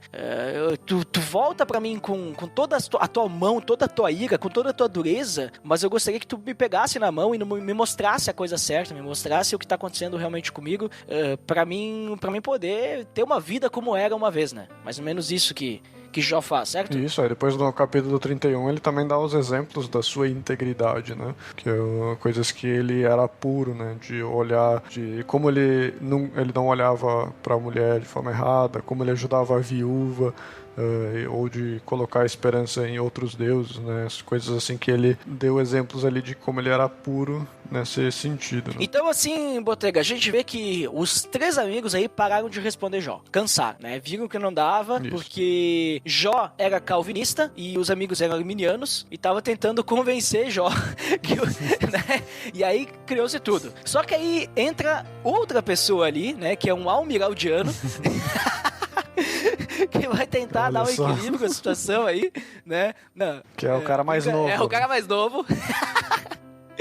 Não, brincadeira. Entra Eliú ali, né, Botega? Um novo personagem, um jovem, né, vamos dizer assim. E o que Eliú fala? O que Eliú faz e entra na conversa aí? O que ele confronta Jó e os seus amigos também, né? Porque ele tá meio brabinho aí, né, o Eliú. O que acontece? O Eliú é interessante que, por ele ser mais novo, ele esperou os mais velhos falar até eles se cansarem, né? Tanto que a gente viu a última tentativa do Bildad ali que não foi muito pra frente, e aí o Eliú disse, tá, então vocês não tem mais o que falar, eu vou falar agora, por tudo que ele viu que, né, foi discutido ali, né, e ele fala que ele esperou os mais velhos, porque ele sabe que dos mais velhos deveria vir a sabedoria, né, deveria, né, parece que não tá surtindo efeito, né, mas então ele quer repreender a Jó, falar que Deus tem respondido a Jó, já tem respondido a ele, né? Mas que ele não tem prestado atenção. Jó deveria então orar a Deus para redimir antes de morrer, e então ele verá a face de Deus e restituirá a justiça. Então, a primeira, ali no capítulo 33, então isso já são os capítulos 32 e 33, né? Quando aparece Eliú, e Eliú então fala os primeiros discursos ali a Jó, falando então que Jó deveria orar a Deus para redimir ele, para que ele possa morrer e ainda assim ver a face de Deus, né, para restituir a justiça. E aí a gente vai então pelos próximos capítulos Eliú falando todas as vezes, né? Eliú então... Sim, Eliú fala do 32 até o 37, né? Ele já faz o discurso, a réplica e a tréplica, já faz todos de uma vez só, né? Já que ele ficou fora do debate antes, né? Ele já fala. O Eliú, ele criou um texto lá no Medium, lá. Ele não quis postar no Facebook. Ele botou o link. Ele postou o link. Fiz esse texto aqui no Medium. Aí tu abre o texto dele, tem lá no cabeçalho, tipo, 15 minutos de leitura. Né? Tipo isso. O que eu entendo ali, o Eliú, Botega, é que enquanto os outros estavam acusando Jó de ter pecado e dizendo que ele não estava admitindo, o Eliú, ele vai tratar de redenção, né? Isso. Ele vai tratar, digamos assim, olha, eu não sei se tu pecou, se não pecou. Se tu pecou, se entrega a Deus. Mas daqui pra frente... Isso, a questão ali é que Eliú, ele tá dizendo, cara, não perde a confiança em Deus, sabe? Continua fiel a Deus. Porque Deus é maior e Deus, ele vai te mostrar em algum momento. Só que confia, né? Tenha paciência. Ali Eliú, ele tá chamando a paciência, Jó, para ter mais paciência, né? Então ele diz, confia, te entrega e tenta escutar a Deus, né? Porque ele acreditava que o sofrimento que Jó tava sofrendo, ele não tinha relação com a ira de Deus, né? Ele não tava sofrendo a ira de Deus. Ele tava lá, né? Tipo, tava sofrendo. Por isso, ele usa esse argumento aí, né? Ele acreditava, inclusive, que Deus estava usando o sofrimento de Jó para moldar o caráter de Jó, né? Então, para moldar a fé de Jó, vamos dizer assim. Isso, mas mesmo assim, Eliú continua ali falando no capítulo 34, que Deus retribui ao homem conforme suas obras, e que Jó fala sem conhecimento, e nesse caso, ele então seria iníquo. Chamou Jó de burro. Já chamou ele de ignorante ali, né? E os outros também, né? Sim, e ele mesmo fala ali depois no capítulo 35 que Jó abre a boca com palavras vãs e amontoado de frases de ignorante. Ele tá já dizendo, seu animal. Mas aí a gente vai pro último capítulo de Eliú, que Eliú então insiste que Jó olhe para as maravilhas de Deus e que veja a sua majestade, para que Jó então tema a Deus e largue do pecado, né? Então, mesmo assim, Eliú tava entrando ali na conversa da galera, dizendo, tipo, Deus já tem te mostrado aí o que tu tem feito, eu não sei se tu tem pecado ou não, mas olha, larga do pecado, acredita nas maravilhas de Deus ali, e que nem ele falou antes, né, a melhor sabedoria é a temência a Deus, né, então que tema a Deus e largue o pecado. Ele vai dizer, né, que ele vai comentar, né, que Deus, ele conhece todos os caminhos, então ele só precisa escutar a Deus e aguardar, né, aguardar que Deus, ele não vai, digamos assim, deixar ele de lado, em algum momento ele vai mostrar, né. E aí a gente termina os discursos dos amigos, porque agora vem os últimos capítulos onde que a gente tem a resposta de Deus. Opa. A resposta divina a Jó. Deus também vem com textão, né? Também, né? Bom, depois de toda essa discussão toda ali, ele vem ali pra acabar com essa baderna, né? Então... É interessante que o discurso do Eliú, ali no final, ele em alguns pontos, né, ele vai ter semelhança com o discurso de Deus também, né? Porque Deus, ele também, que nem eu comentei agora há pouco, que ele diz, não, que Deus, ele conhece as coisas. E Deus também vai demonstrar, tu acha que eu não sei o que tu tá passando? Tu acha que eu, o cara que criou lá os dinossauros, né? Não, ele não fala dinossauros, mas muitas pessoas dizem, tem dinossauro na Bíblia? Vai lá ver em Jó lá, que Deus fala que ele criou, né? Eu criei o Leviatã e tal, né? Ele vai dizer, né, tipo, tu acha que eu não conheço? Eu que sou o criador de tudo, eu conheço cada detalhe da vida, cada célula que tu tem, tu acha que eu não conheço, né? Então, ele vai confrontar Jó, Deus vai confrontar Jó, né? Também da mesma forma, só que Deus não vai falar, enquanto todos eles tinham, assim, um motivo do sofrimento, Deus não vai falar o motivo do sofrimento de Jó. Ele não vai dizer, ele só vai dizer, assim, que se tu conhece tanto a Deus, se tu acha que tu sabe por que eu tô fazendo isso, então me responde algumas coisas aí, né? Me responde algumas motivações, né? Das tuas acusações aí, né? Aquele que tá me acusando, né? E daí, então, ele vai colocar Jó contra a parede, mais ou menos. É isso aí. Mas aí, então, a gente tá no capítulo 38, então que Deus aparece num redemoinho, olha só. Imagina ali a galera na discussão, de repente vem um redemoinho e a voz de Deus aparece ali. Tá, mas então Deus aparece aí no redemoinho que nem o Saci? Achei que tu ia falar do... Que aparecia no Taz. No tornadinho aí, ó, o Taz, né? É que é redemoinho de água, né? Redemoinho de água? Ou não? Não, redemoinho de água ou é tipo um furacãozinho? Não, redemoinho pode ser de vento também. Acho que é redemoinho de vento. Isso aí. Tá, mas continue, Botega. Desculpe a interrupção aí. Eu tô parecendo os amigos de Jó agora. E aí, então, ali é interessante que então é usada a palavra Senhor, né? Que antes não era usada, e essa palavra ela é normalmente usada para aliança, né? Então foi usada aqui também antes no prólogo do livro ali, né? O primeiro capítulo. Só vale a citação. Então Deus então pede para Jó, né? Pede se Jó teve participação na criação, né? Deus já começa ali na patada ali, né? Se Jó teve participação na criação, né? Mas mostra a Jó a correta compreensão do ser de Deus, né? No capítulo 38 ele tenta mostrar que nem tu falou antes, né? Que Deus criou todas as coisas, né? E por causa de todas essas respostas de Jó e dos conselheiros inúteis, né? Ele quer mostrar quão grande é, tipo, compreender a Deus na sua totalidade em relação a todas essas discussões que eles tiveram antes, né? No versículo 38. Aí a gente vai pro capítulo 38. Aí a gente vai pro capítulo 39, né? Onde Deus encheu Jó de perguntas sobre o reino animal, mostrando a insignificância de Jó em comparação às maravilhas de Deus, né? A maravilhosa obra de Deus. E Deus fala até então ali do cavalo de guerra, no capítulo 41, 19 ao 25, né, das crinas no pescoço que cheira de longe a batalha, né? Então ele usa algumas analogias ali bem legais assim para demonstrar a criação dele em relação à inferioridade de Jó. Então, no capítulo 40, então Deus pede para que Jó responda a todas essas perguntas, né, para que admita a sua fraqueza, né? Ele não vai ter como responder todas essas perguntas que Deus fez, e demonstrando então a inferioridade para entender a mente de Deus. Então, pois a sabedoria de Deus é superior e o controle de Deus também é soberano e total. Então, ali no capítulo 40, então Jó tenta responder alguma coisa a Deus, né, admitindo que então ele era indigno e que não deveria ter criticado o Todo-Poderoso, né? Então é um trechinho ali que ele se arrepende do que ele fez. E então o Senhor continua respondendo uma incrível frase. Ele fala: acaso anularás tu de fato o meu juízo ou me condenarás para te justificares? Bem profunda essa, né? E a questão ela continua bem atual, né? Porque quem não se faz de coitado para justificar alguma coisa ruim, né? Como Deus estivesse devendo alguma coisa para nós, né? Então Deus nesse caso aí, então fala para Jó ali, tipo, tu quer me condenar por alguma coisa para que justifique alguma atitude tua, né? Como se Deus estivesse devendo alguma coisa para nós, né? Ah, coitado, como que eu sou tão bom e Deus faz tantas coisas ruins comigo, né? Muitas vezes a gente ouve as pessoas criticando a Deus nesse sentido, né? Ah, o que eu fiz pra merecer isso? O que tu fez? Tu tem pecado a vida inteira, né?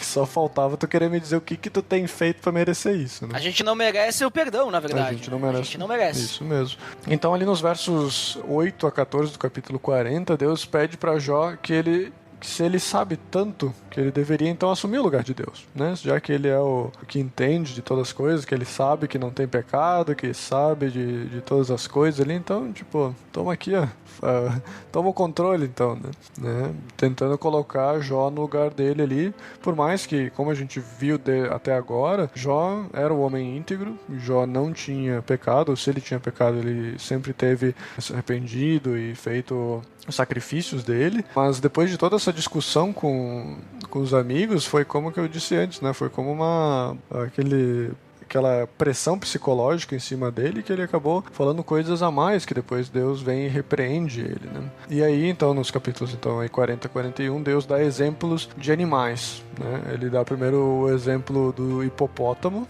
e depois ele dá o exemplo do crocodilo. O hipopótamo pode ser não tão exato, mas pelas características do animal que fala ali, o que mais se aproximaria seria um hipopótamo, mas também pode ser outros animais, né? Mas a ideia é com animais fortes que o homem não consegue controlar, né? O homem não consegue, digamos, domar um hipopótamo ou um crocodilo por completo, né? A gente já pode até ver os caras lá brincando com os animais, mas... Ali o hipopótamo, na verdade, o hipopótamo é como a Almeida. A Almeida, ela traduz, né? Isso. Mas o original, ele vai falar do behemoth, que é um animal que não se sabe qual é.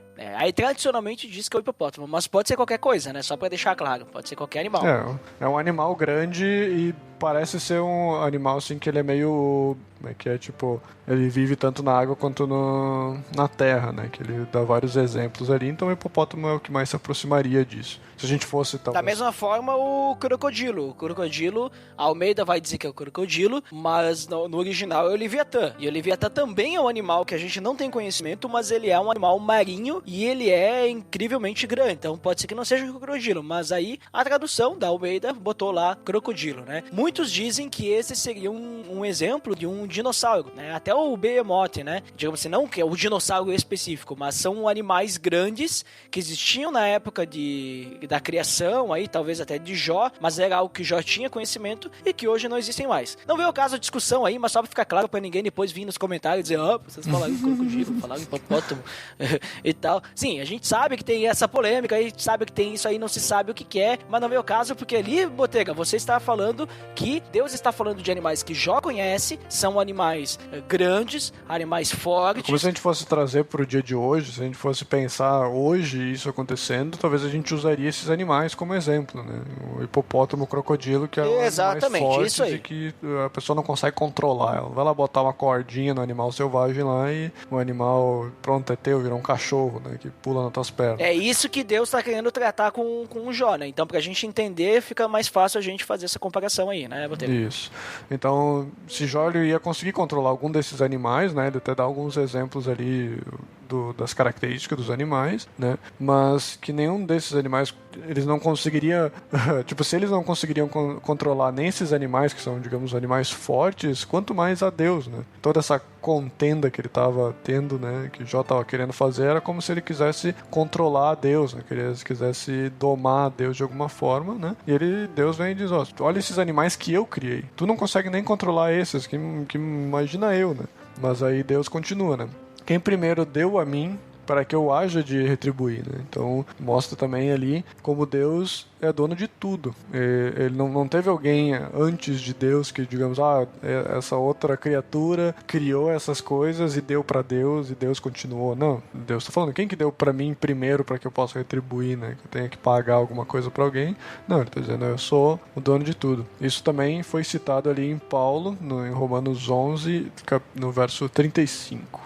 E agora a gente vai para o capítulo 42. Que é o último capítulo e nós temos ali o que Jó vai falar, né, Botega? Isso. Aí agora a gente tem a finalização do livro de Jó. Então Jó entra nessa parte ali já, então, se arrependendo, né? Então Jó se arrepende, mesmo não mudando nada exteriormente, né? Porque apesar de toda essa discussão com Deus, Deus não foi ali recobrou nada para ele, mas mesmo assim Deus criou em Jó esse arrependimento que pelo menos internamente para Jó isso mudou, né? Mesmo sem ter os filhos de volta, mesmo sem ter as posses, sem saúde, agora Jó realmente está humilhado e reconhece realmente a soberania de Deus e reconhece também as acusações em relação principalmente ao orgulho e à presunção de Jó, né? Em relação ali aos conselhos que ele recebeu e tal, né? Que se tornou um pouco orgulhoso por ele não ter pecado e tudo mais, né? Então Jó fala num trecho ali muito interessante que ele fala assim, eu te conhecia só de ouvir, mas agora os meus olhos te veem.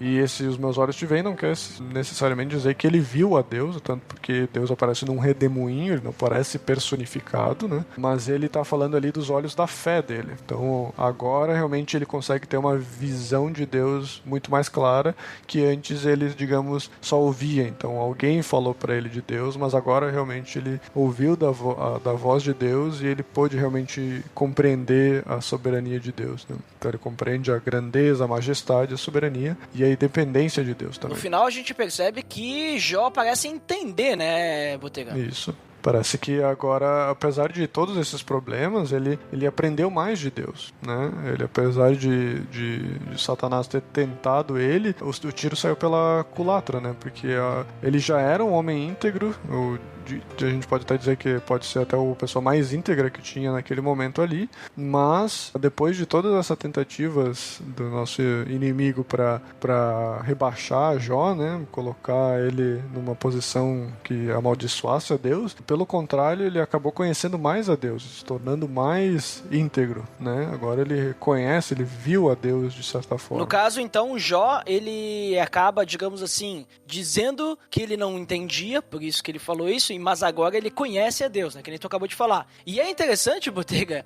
que logo após esse momento ali que Jó, ele confessa então a Deus que realmente não tinha percebido que o maior pecado dele foi a dúvida, né, de Deus, ter colocado Deus à prova, vamos dizer assim, né? Mas é que depois Deus, ele tinha repreendido Jó e agora Deus vai repreender os amigos de Jó. Isso. E é interessante não só a repreensão de Jó, mas que ele repreende por causa que eles, né, foram assim com Jó, falaram besteira, né?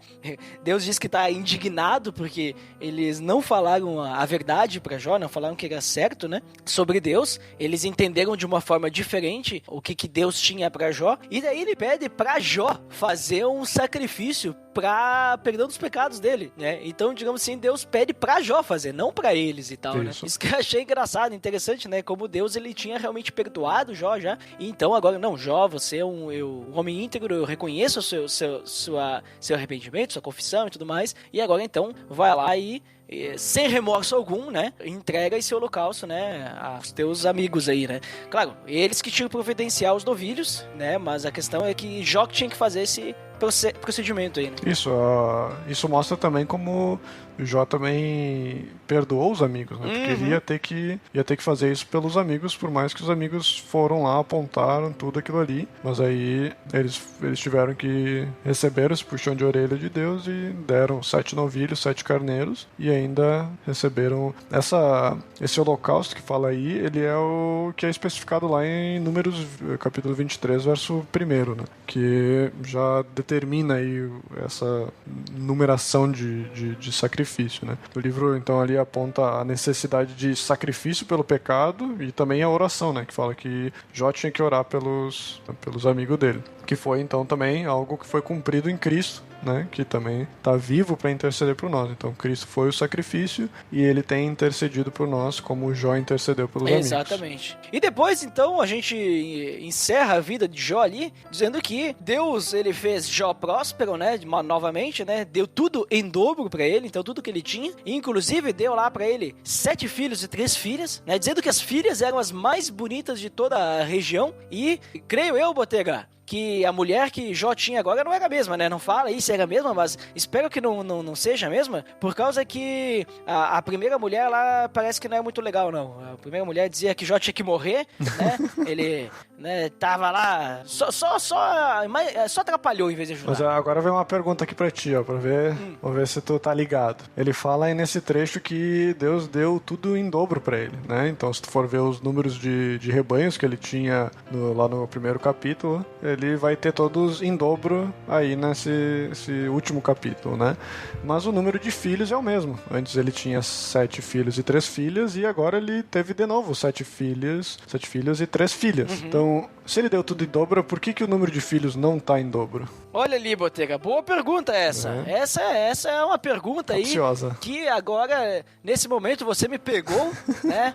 Você me pegou desprevenido. Né? Sabe qual que é a resposta? Qual que é a resposta? A resposta é que os filhos dele, os antigos filhos deles, eles estão vivos em Deus, né? Eles morreram, mas estão em Deus. Então, eles, de certa forma, eles ainda estão vivos, sabe? O espírito deles ainda está com Deus. E então, de certa forma, Jó ainda tem os 7 filhos e 3 filhas do antigo que morreram, e esses mais 7 filhos e 3 filhos, ou seja, ele tem o dobro agora de filhos. Mas então, Botega, quer dizer que esses 7 filhos, esses 10 filhos no caso, né, que são 7 filhos e 3 filhos, então são 10 filhos, tipo, eles não existiam? Tipo, como assim? Não, ele... Ou eram novos filhos? Ele teve mais 10 filhos, e então eles tinham os 10 filhos de antes, que por mais que eles tenham morrido, mas, tipo, eles morreram e foram pra Deus. Então, eles, digamos... Ah, entendi, claro. Você quer dizer que agora ele teve o dobro de filhos, por causa que ele tinha os 10 filhos que morreram, mais 10 filhos agora que estão vivos. Isso, os outros 10 filhos estão esperando por eles no paraíso, de certa forma, e agora ele teve mais 10 filhos. Fez todo sentido, por causa que os rebanhos e posses são propriedades terrenas, né? A gente não leva para o céu, mas as pessoas vão para o céu. Então agora faz todo sentido. Então ele teve dobro em tudo. Nossa, Botega, explosão da mente aqui, explosão da mente, porque nunca tinha parado para pensar nessa possibilidade, e acredito que o nosso nobre amigo e ouvinte deve estar tendo uma explosão da mente também. Essa aí você me pegou, Botega, não sabia. Muito obrigado à Bíblia de Estudo de MacArthur, né? Pô, eu tenho essa Bíblia também, mas eu não utilizo-a para gravarmos os podcasts, porque senão eu vou ter os mesmos comentários que você, né? Aí não dá certo. Isso aí. Vai ficar muito igualzinho. Mas, Botega, só pra encerrar aqui, a gente viu toda essa história de Jó, né? O ponto principal ali, né, é o sofrimento de Jó, né? Correto? Isso. A gente vê ali, claro, não é só isso que tem, né? A gente tem os debates sobre a fidelidade a Deus, sobre nós não abandonarmos a nossa fé a Deus, sobre nós estarmos, né, direcionados a Deus. Mas nós temos essa questão do sofrimento. E aí, só pra curiosidade também, né, Botega? Trazer ali 4 tipos de visões de sofrimentos que a gente vê em Jó e qual é a correta, né, dessas 4. A primeira é de Satanás, que Satanás, ao fazer aquela conversa com Deus, ele diz o quê? As pessoas, elas são tementes a Deus só quando elas estão prosperando, porque quando elas sofrem, então elas não são tementes a Deus. Errado, né? Porque não é assim que funciona. A visão dos amigos de Jó, né? Os 3 amigos lá. O sofrimento, então, ele é o juízo de Deus pelo pecado, né? Ou seja, a gente só sofre quando a gente peca. Então a gente recebe o juízo de Deus. Nem sempre isso é verdade. Como comentei antes, pode acontecer que um sofrimento venha, mas não pelo juízo de Deus, mas pela consequência do pecado. Mas também Deus, se quiser, ele pode fazer a gente sofrer por causa de um pecado, e a gente não controla Deus. Como a gente acabou de aprender, né, com Jó, a gente não tem o controle sobre Deus. Deus, ele faz o que quer, como Jó mesmo comentou, né, em algumas passagens aí que a gente leu. Visão de Eliú, né, aquele amigo mais jovem. O sofrimento é a maneira que Deus tem de ensinar, disciplinar e refinar. É isso que Eliú acreditava. Isso é verdade, mas a explicação dessa forma que Eliú fala e entende, ela tá incompleta, não é só isso, né?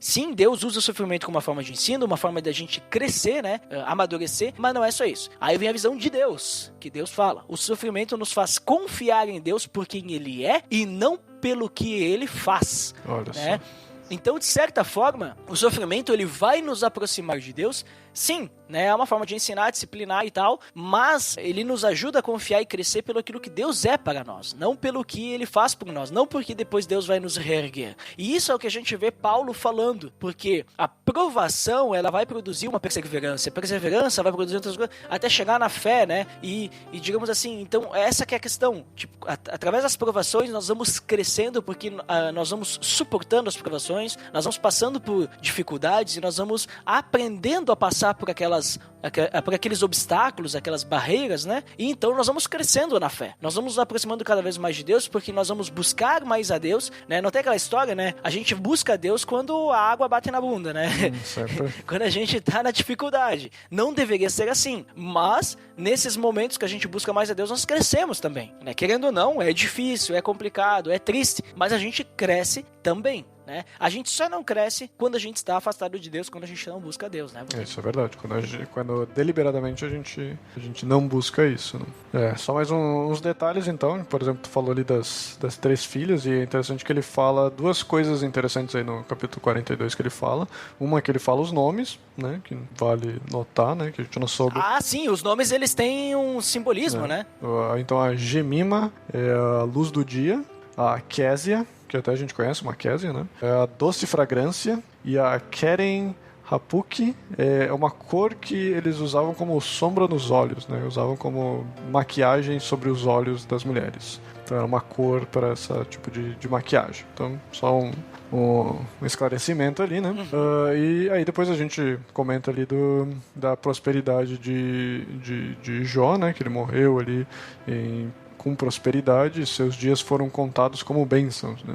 E em Tiago 5:11 vimos o resultado da ação de Deus, que é cheio de misericórdia e compassivo, né? O acusador dos nossos irmãos, como fala em Apocalipse 12:10, anda como um leão ao nosso redor, como a gente vê em 1 Pedro 5:8, e os servos de Deus ainda estão aprendendo a confiar, mesmo sem compreender, naquele que é mais sábio e poderoso juiz do universo, né?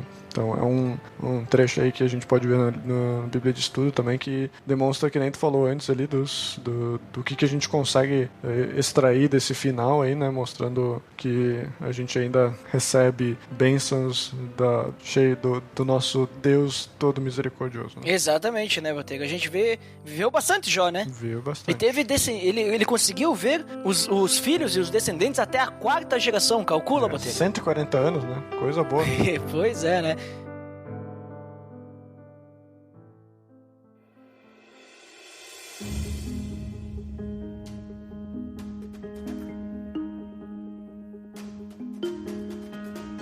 Muito bem, Botega, considerações finais aí sobre a história de Jó, uma história muito interessante aí, né, para nós aprendermos a confiar em Deus, né, principalmente, né? O que você finalmente considera aí para nós? Que nem tu falou antes ali, que a gente tem várias visões de Jó, e Jó, ele não é um livro muito fácil de entender, principalmente porque ele é bem longo.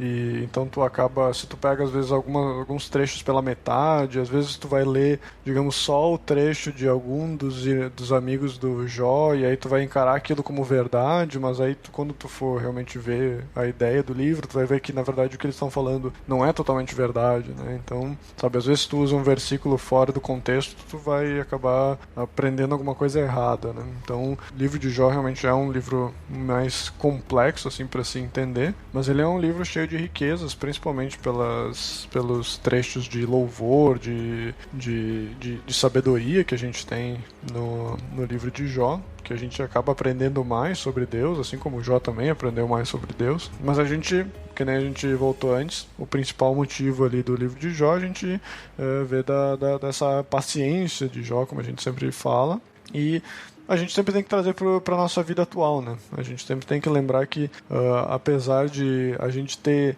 às vezes, problemas na nossa vida, às vezes a gente não entende o que está acontecendo, mas que o nosso tesouro não é de coisas terrenas, nosso tesouro não é de saúde, não é de amigos, não é de riquezas, né? A gente não deve lutar por essas coisas, mas muitas vezes a gente acaba conseguindo tendo uma boa saúde, a gente tem algum tipo de riqueza, a gente tem amigos que a gente realmente pode contar e não sejam esses traíra, que nem o do Jó, né?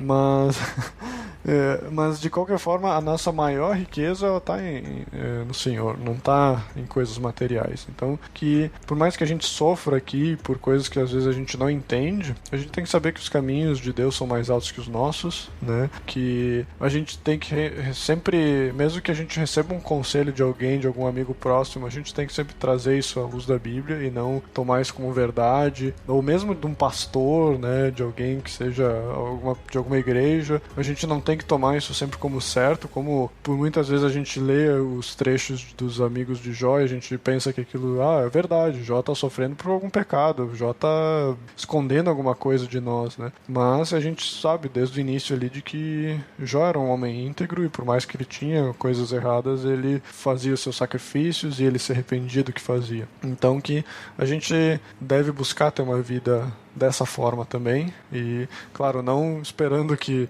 Deus vai nos dar riqueza assim como deu riquezas a Jó, né? A gente tem que estar grato pelas coisas que Deus nos dá, que Deus tem mantido todo mundo de uma forma muito boa, né?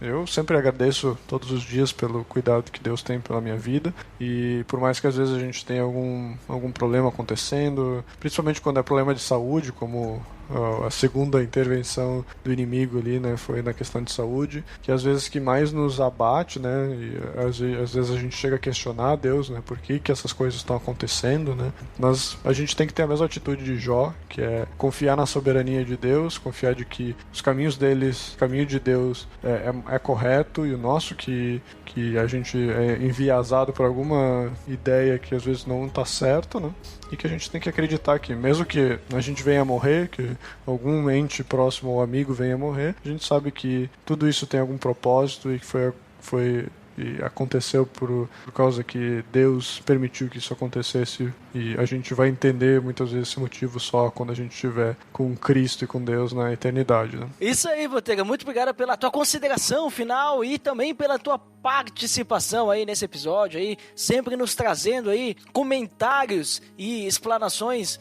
muito assim, inoxidáveis, né, Botega? Que tem brilho. Tem brilho. A pessoa que merece o respeito tecnológico. Mas a gente não tá na área de feedbacks ainda, né? Então, vou fazer aqui as minhas considerações finais. O que o Botega falou aí, concordo, né? Algumas coisas que ele comentou é o que eu iria falar também. Mas então vou complementar dizendo algumas coisas a mais, né? Sobre o que eu entendo do livro de Jó, é que, além do que o Botega comentou, é melhor a gente conhecer a Deus, né? Do que entender as respostas do que acontece na nossa vida, porque muitas vezes a gente só quer saber de resposta, né? Eu preciso saber a resposta, tá? Mas e o que Deus é pra ti, não é melhor? Então, outra coisa que eu percebo ali do livro de Jó, então, é que a gente vê os amigos de Jó ali, conversando com ele, atacando ele e tudo mais, mas eu entendo que não é assim que a gente tem que lidar, né? Com uma pessoa que tá em pecado. Pô, Jó tava em luto ali, tinha perdido tudo, tava naquela situação, não entendia o que estava acontecendo, né? Tinha já declarado que, ok, Deus me tirou, beleza. Tava tranquilo e estava em luto. Aí vem os amigos. Obviamente, quem começou falando foi Jó, né, que não entendia, então não dá pra gente colocar a culpa totalmente nos amigos, mas os amigos vêm aí, em vez de consolar Jó, eles começam a atacar o pecado de Jó. Só que eu não tô dizendo que a gente tem que pegar e, então vamos passar a mão na cabeça das pessoas. Não, quando a gente passa a mão na cabeça das pessoas e aceita o pecado delas, nós estamos sendo coniventes. E ser conivente com o pecado, aceitar o pecado, também é errado. Mas só que não é isso que os amigos de Jó iriam fazer, porque eles não conheciam o pecado, né? Então, se a gente não conhece o pecado, primeiro nós temos que consolar a pessoa e tentar ajudá-la a entender esse pecado, né? O que está errado. E se não tem pecado também, a gente não tem que sair acusando, porque eles chegaram, digamos assim, falando sem propriedade alguma, né? Sem sabedoria alguma. Então, a gente tem que começar a analisar, quando a gente tem alguém sofrendo perto da gente, a gente tem que tentar entender não o porquê que ela está sofrendo. Claro, se foi uma consequência de um pecado, sim. Aí sim, conhece o pecado, então vamos repreender, né? Disciplinar a pessoa. Sim. Não, mas a pessoa perdeu um ente querido, por exemplo. Por que a gente vai chegar e dizer pra pessoa, você perdeu sua mãe, seu pai, seu irmão, não sei, em alguma coisa, um acidente, uma doença, chega a pessoa, você perdeu essa pessoa porque você está em pecado. Com certeza é um pecado que você fez, você jogou pedra na cruz, você fez algo de errado e por isso você perdeu seu familiar. Não, não é assim que se faz. A gente tem que chegar aí e consolar a pessoa. Vamos nos entregar a Deus agora, nesse momento de sofrimento. Vamos orar para que ele nos conforte, para que você esteja tranquilo, que a falta dessa pessoa querida, né? E depois, se houver algum pecado que motivou aquilo, né? Vamos dizer que exista, né? Algum pecado que teve como consequência aquilo, Deus vai mostrar. Mas antes de tudo, nós temos que louvar a Deus por ele ser quem ele é e porque não foi pior, né?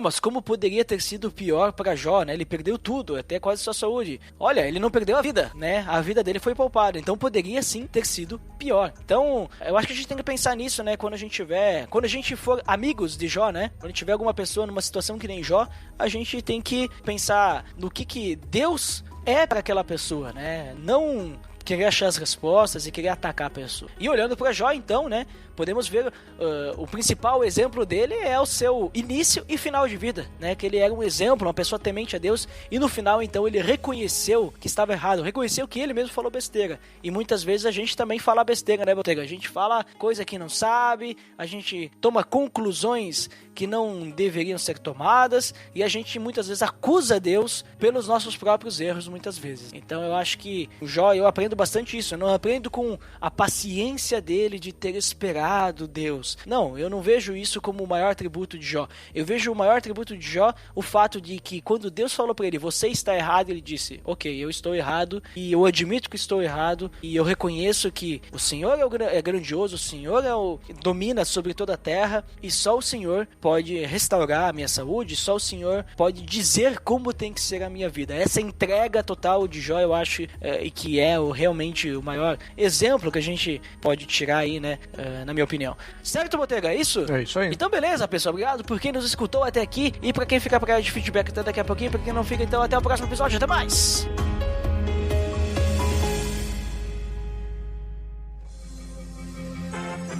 Atenção! Você está entrando na área de feedbacks. Fique ligado!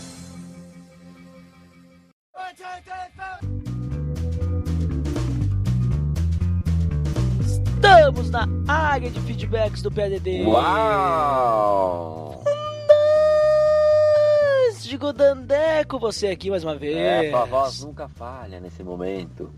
Esperamos, né? Até porque estou aqui com a voz a boca um pouco seca, né? Esqueci de tomar um copo d'água antes de começarmos a gravar. Mas vamos lá até o final assim agora, porque não podemos parar a nossa área de feedbacks. Até porque nesse momento vamos lembrar o nosso feed. pelamordedeus.org.br/feed/podcast. Acabei de ganhar aqui um copo d'água da minha secretária. Uau. Minha esposa. Foi só falar que chegou aqui o copo d'água caindo do céu, só que vindo, né, aqui nas mãos da minha esposa. E, Dandeco, antes que eu esqueça, continue falando de água. O pessoal também pode assinar no iTunes e nos avaliar pesquisando, né, lá no iTunes, pelo amor de Deus, ou acessando diretamente o nosso atalho, pelamordedeus.org.br/iTunes. E agora sim vamos aos feedbacks. Episódio 128, nós falamos sobre o nosso sumo sacerdote. E quem que foi o primeiro? Sempre ele, o Abner Lobo. E o que ele disse? Só aceito se falar de Hebreus. E falamos mesmo, né? Achou que nós não íamos falar de Hebreus? Achou errado, né? Que nem, né, agora eu estou sendo influenciado pelo choque de cultura, não sei se tu ouviu falar, né? E tem essa frase aí, né? E foi isso mesmo que eu respondi para Abner Lobo, que está sempre presente aqui. E outra pessoa que está sempre presente, Dandeco, é o Mael Spinelli, que esteve conosco aí na área de feedbacks anterior. O que ele disse? Ele deixou vários comentários. O primeiro foi o seguinte: graça e paz, pessoal. Achei o tema de hoje muito interessante. Gostaria de ressaltar um pequeno ponto quando falam sobre a interpretação de Hebreus sobre Melquisedeque. Parece que o comentário que o Jean leu deve ter aplicado um sentido um pouco além do texto, pois quando há citação de sem ascendência e descendência, ele falou sobre Jesus ter uma mãe. O que ocorre é, Jesus não vinha de família sacerdotal. José não era sacerdote. E deve-se lembrar que a genealogia vinha do pai. Ele era chamado de Jesus, filho de José. Nem deixou descendentes carnais no seu legado. Comparando com Melquisedeque, é provável que, na época, ele era um sacerdote de Deus em meio aos sacerdotes pagãos, E esses preceitos não foram observados diretamente por essa cultura, mas pela cultura de Abraão. Concluindo, falamos de um homem servo de Deus, diferente de sua cultura, anterior à lei mosaica. Daí, a ideia de ser lembrado para sempre de alguém como ele só é se manifestar em Cristo. Fiquem na paz e espero ter contribuído. E uma observação. Esse participante dos feedbacks parece ser meio louco. Espero que ele não esteja falando de mim, né, Dandeco? Ou dele mesmo. Ai. Mas, muito bom, né, o feedback do Mael Spinelli. Mael Spinelli, como eu falei na última lista de feedbacks aí, que ele agregou, né, conhecimento ao nosso conteúdo. Uma sapiência. Aqui, uma sapiência tunada, salutar, ao mesmo tempo, né, que ele é alguém parco. Ele não precisa se tergiversar conosco, porque ele tem aí sua alcunha, Mael, né? Ele não usa nem o nome completo, que é Ismael. Vai, entreguei aí, Mael, desculpe aí, mas usa uma alcunha de Mael, né? Que é uma sumidade estrambólica, uma sumidade que merece o respeito cronológico. E veja só ali que ele agregou aí, né? Dizendo aí que, dando um parecer aí um pouquinho mais aprofundado do que nós comentamos lá sobre Jesus, né, ser comparado com Melquisedeque, é realmente isso aí, né? Então Jesus, ele está acima, né? Ele está por fora aí, ele não fica preso aos padrões humanos, né? Os padrões aí que a galera da lei aí gostava, mas é isso aí, Mael Spinelli agregando sempre muito aqui na rede de feedbacks e deixou mais um feedback aí que ele tinha prometido que ia deixar, e o que foi? Pro Rodrigo Oliveira, aguardo sua resposta nesse feedback para que possa entrar em contato e pegar os dados para enviar seu livro. Parabéns! Aí ele mandou uma fotinha aí do livro. Fotinha do livro que o Rodrigo vai ganhar. E veja só porque o Mael deixou um recado pro Rodrigo, não quer dizer que a gente não ia ler aqui. Aqui tem leitura de feedback. Uau. Aqui isso acontece, entendeu? Não é aí qualquer coisa. Aqui nós lemos 100% dos feedbacks, Dandeco. É isso aí. E quem continuou os feedbacks foi o João Lobato. Opa, o participante aí desse episódio que estamos lendo os feedbacks. O que ele disse? Ele deu o seguinte feedback. Fala, galera! Tudo bem, família PADD? Primeiramente, quero agradecer pelo convite, Ed. Gostei muito de gravar esse podcast. Muito obrigado pela oportunidade. O podcast ficou muito massa, fazendo essa comparação do sacerdócio do Antigo Testamento com o Jesus. Mostrando como o sacrifício de Jesus foi perfeito e maravilhoso. Mostrando que hoje não precisamos mais matar os animais para nossa purificação. Que pelo sangue do Cordeiro perfeito temos o alcance ao Pai hoje. Olha só, muito bom o feedback do Jean, agregando mais aí ao que ele já tinha falado aí no episódio, né? Muito obrigado por seu feedback, Jean. E também quem agrega aí conhecimento, quem que adiciona aí muito na área de feedback, está sendo uma figurinha carimbada aqui na área de feedback, é quem, Dandeco? O nosso próximo, quem que é? É ele, o Rodrigo Toninho. E o que ele disse? Demais, Ed. Aos 30 minutos, vocês estavam falando sobre pecar mais. Deus perdoa. Sempre tive o seguinte pensamento: o pecado é uma ofensa a Deus. Como eu posso falar que amo a Deus se não me importo em ofendê-lo sabendo que Ele perdoa? É exatamente o que vocês disseram e que Paulo também diz.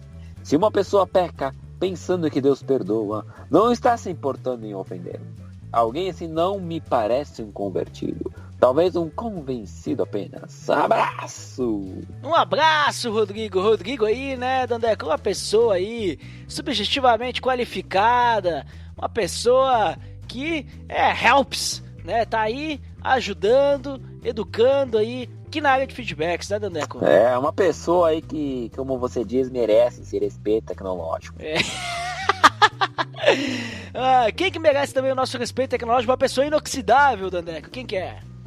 É sempre ele, brilhando, o Abner Lobo. Mais uma vez aqui, o que ele disse? Citaram tanto meu nome na área dos feedbacks que nem vou comentar. Opa, temos um paradoxo, Dandeco. Ele disse que nem ia comentar, mas ele escreveu isso num comentário. O que será que ele quer dizer com isso? Agora estou aqui bugado, né? Porque parece que ele disse que não ia comentar, mas ele deixou um comentário para poder dizer que não ia comentar. Não entendi. Essa é a sumidade dele, né? Pois é, alguém ali, é uma pessoa já nota em suas palavras, né? Ou seja, fala com elegância, né? Se veste bem, palavras bem vestidas, né? Ao mesmo tempo que é dandy no seu falar, né? Que também é a mesma coisa. E Dandeco, quem que é o nosso próximo feedback? É o Rafael Pavanello. Opa, Rafael, amigo lá do Jean Lobato, que gravou conosco, lá do Grego Podcast. O que ele disse? Parabéns ao Ed e ao Jean. Episódio muito bom. Essa carta de Barnabé aos Hebreus. Ele diz isso porque ninguém sabe, né? Quem escreveu Hebreus. Então ele tá ali, ó, já dizendo que é, né? Nos ensina muito a respeito do nosso sumo sacerdote, que é Jesus Cristo. Gostei bastante de como abordar um assunto, já que conheço algumas igrejas, principalmente da vertente neopentecostal, que fazem uma bagunça com essa questão do sacerdócio do Antigo Testamento. Abraços e Deus abençoe vocês. Muito obrigado, Rafael, por seu feedback. É um feedback mítico, um feedback trítico, um feedback, como diria nosso nobre amigo e ouvinte, podcaster, Abner Lobo, um feedback essenciamental, né? Não poderíamos ter finalizado melhor essa área de feedback, porque agora nós vamos às indicações, Dandeco. Opa, a indicação de hoje é Ampulheta, episódio 17. Fake News. Opa, link no post, episódio muito interessante aí do podcast Ampulheta. Esse sobre fake news aí, vale aí escutar e também refletir sobre como você tem, né, se tem compartilhado fake news, tem analisado, e por hoje é só, né, Dandeco? Então com essa hoje é só, pessoal, e até o próximo programa dos feedbacks. Até mais! Tudo de Deus.